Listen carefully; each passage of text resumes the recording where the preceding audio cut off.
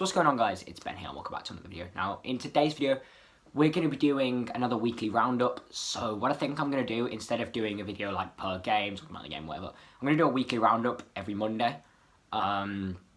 Just because obviously school and things like that.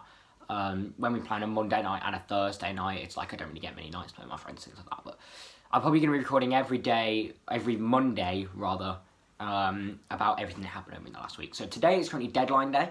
So I know we haven't made any signings. We haven't made any signings in the last week, so there probably won't be too much on transfers, unless we bring anyone in, which I don't think will happen, unless it's Milo Rashica from Werder Bremen. Although I don't really know whether that's anywhere near, to be honest. All it's been is rumours the entire window, but you never know, we might sneak one in. But yeah, currently 6 o'clock on deadline day, so as I say, if I say we haven't signed anyone, and by the time this video comes out we have signed someone, not my fault. Listen to that time I started it. But yeah, and then we're going to be talking about the away game at Fulham on Monday, the Carabao Cup game against Stoke City on Thursday, and then the home game against Liverpool in the Premier League on Sunday over this week. So we'll start off with the Fulham game.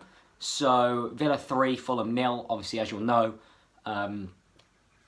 Brilliant result, really. That's all you can say. I thought we were absolutely exceptional against Fulham. I thought, you know, it's another one of them games where we come out of it and we're going, hang on, how have we only won this by 3?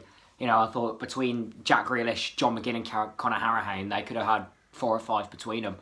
Ollie Watkins was very unfortunate not to get one on the stroke of half-time as well.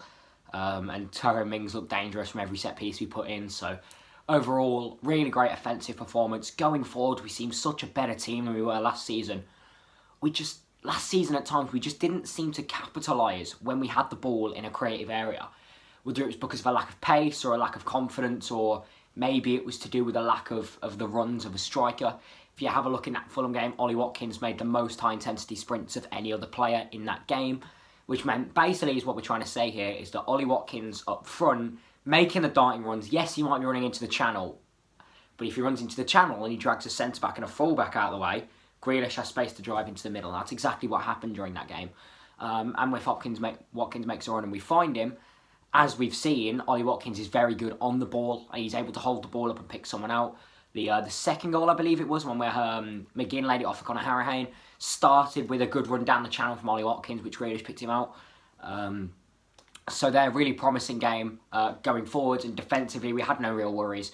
Martinez had a bit of a Mary moment with the disallowed goal, but you know, I thought it was rightly disallowed because the only reason that Bobby De Cordova-Reid was onside was because of Aleksandar Mitrovic pushing Ezri Konsa over. So if you don't give the foul, if it's not a foul, you know, it's a foul, and if the foul isn't made, then it's an offside. So I thought right decision to disallow it. Although really I would like to see Martinez catch that one, but no complaints because we didn't concede. And then the Stoke City game on Thursday, not going to talk about that one too much because we were awful. But it wasn't the first team. No one from the first team played, I don't think. Ezri Konsa came on as a sub, I think. And then El Ghazi played, Traore played, Davis played, Lansbury, Nakamba, Ramsey, Hawes, Taylor, Al-Mohammadi, yeah. So no one from the first team played in that one who started any of the other 2 games. And Ezri Konsa came on 50th minute or so because of Courtney Hawes picking some form of injury up. I don't really know about that. But yeah, we lost 1-0 to Stoke in the Carabao. Disappointed to go out the Carabao to a team below us, really. But we had our cup run last season, and there's still the FA Cup to go. And I understand the idea of I would rather go out to Stoke and focus on having a good start to build on in the Premier League than potentially doing what we did last season, which was lose 7 out of our first 9 league games. So I would rather come out at the start of the season with, say, 15 points rather than make a Carabao Cup semi-final just to inevitably lose to Manchester City.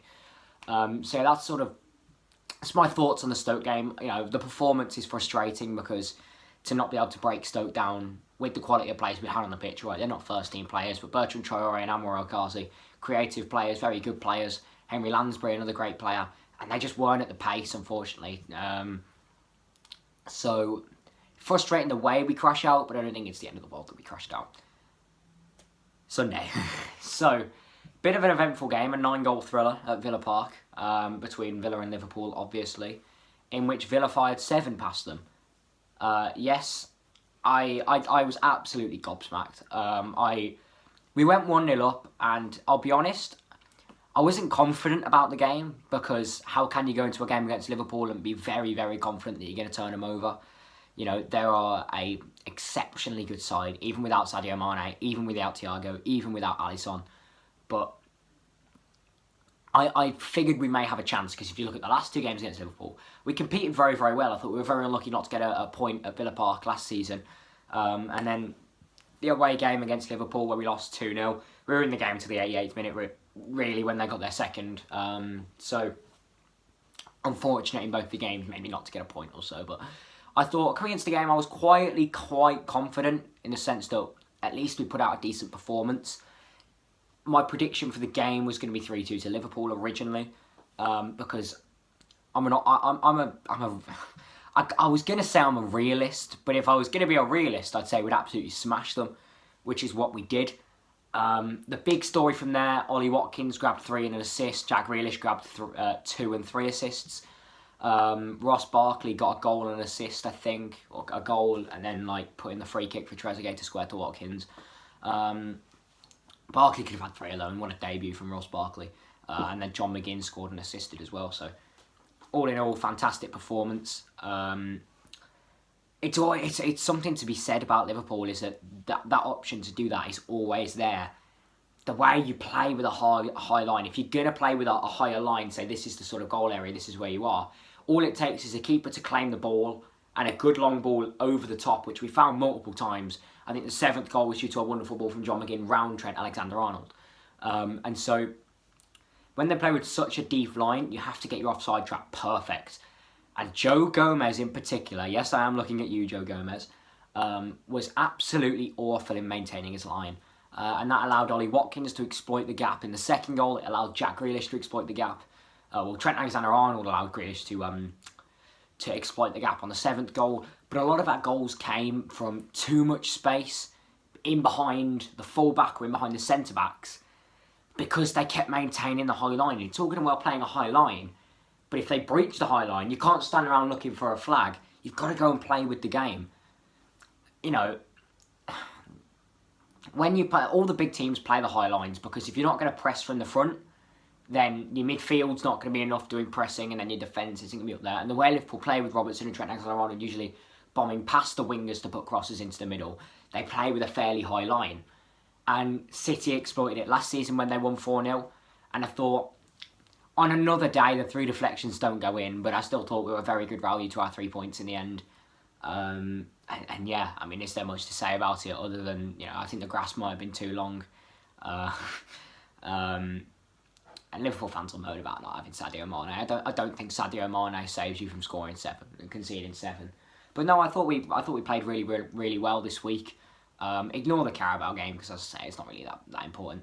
But Fulham and Liverpool game especially, I thought we were absolutely incredible. And now currently we are 2nd in the league, highest goal difference, and with a game in hand. Unfortunately, the game in hand is against Manchester City, so unless we could turn Man City over as well, it looks like we're not going to be keeping up with Everton at the top of the league at this point. But it'd be interesting to see. I think we've got Leicester next week, which I think that'll be a really interesting test, because I think this Liverpool game, if I'm being honest, might be a bit of a fluke.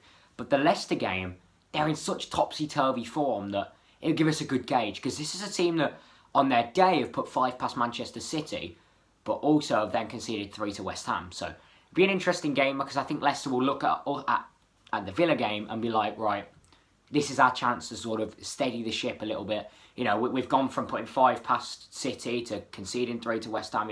Let's steady the ship. I think that's what they'll do.